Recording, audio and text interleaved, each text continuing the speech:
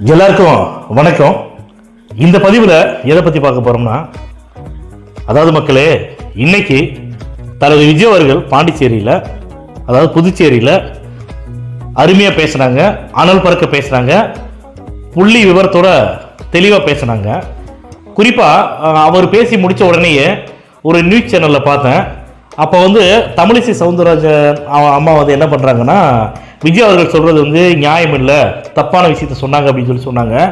என்னடா அவங்க தப்பான விஷயம் சொல்கிறாங்களே அப்படின்னு சொல்லி போட்டு பார்த்தா, இந்தியாவிலேயே ரேஷன் கடை இல்லாத ஒரு மாநிலம் அப்படின்னு பார்த்தீங்கன்னா புதுச்சேரி அப்படின்னு சொல்லியிருந்தாரு. உண்மைதாங்க, ரேஷன் கடை இல்லாத பிரதேசங்கிறத தாண்டி, மாநிலங்கிறத தாண்டி ரேஷன் கடை இருந்துச்சு. ஆனால் இப்போதைக்கு லாஸ்ட் கடந்த ஒரு 7 to 8 வருடங்களாக இதில் இல்லை, நடைமுறையில் இல்லை, கடைகள் எல்லாம் சாத்தப்பட்டிருக்குது. அதனால் புதுச்சேரியில் முன்னாள் முதல்வர் நாராயணசாமி ஐயா அவங்க இருந்தாங்க. அவங்களுடைய ஆட்சியிலையும் ரேஷன் கடை இல்லை. இப்போ அதுக்கப்புறம் இப்போ ரங்கசாமி அவர் வந்ததுக்கப்புறம், ரங்கசாமி ஐயா வந்ததுக்கப்புறமா ரேஷன் கடை வைக்கலாம், திறக்கணும் அப்படின்னு சொல்லி போட்டு கோரிக்கை வச்சிருக்காங்க.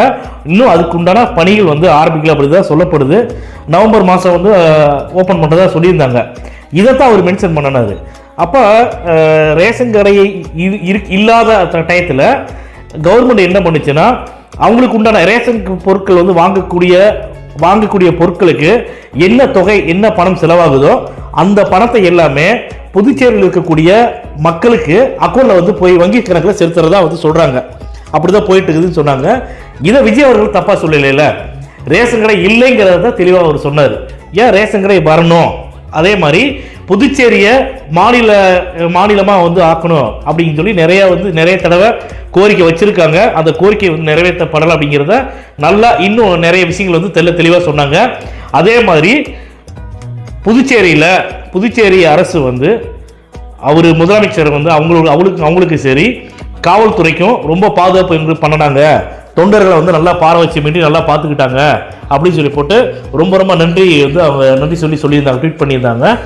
அதே மாதிரி தமிழ்நாடு அரசு செயல்பட்டுச்சுன்னா, நான் என்னோட தனிப்பட்ட கருத்து என்னன்னு கேட்டீங்கன்னா, அரசியலுக்கெல்லாம் அப்பாற்பட்டு மக்கள் அப்படிங்கிறது, தமிழக மக்களுங்கிறது எல்லாத்துக்கும் முதலமைச்சர் எல்லாத்தையும் ஒரே கண்ணோட்டத்தை தான் பார்க்கணும். இது விஜய் அவர்களுடைய தொண்டர்கள், எடப்பாடி பழனிசாமி அவர்களுடைய தொண்டர்கள் சொல்லி பிரித்து பார்க்காம, தமிழக மக்களுக்கு இப்போதைக்கு நான் தான் முதல்வராக இருக்கேன். அப்போ ஒரு கட்சி கூடக்கூடிய இடத்துல மக்களுக்கு உண்டான பாதுகாப்பா முதலமைச்சரும் சரி, அந்தந்த தொகுதியில் இருக்கக்கூடிய, அந்தந்த ஏரியாவில் இருக்கக்கூடிய போலீஸ்காரர், காவல்துறை தான் பாதுகாக்கணும் அப்படிங்கிறத சொல்றது 100% உண்மையான விஷயம். இப்படித்தான் இருக்குங்கிறது என்னுடைய கருத்தா நான் பதிவு பண்றேன்.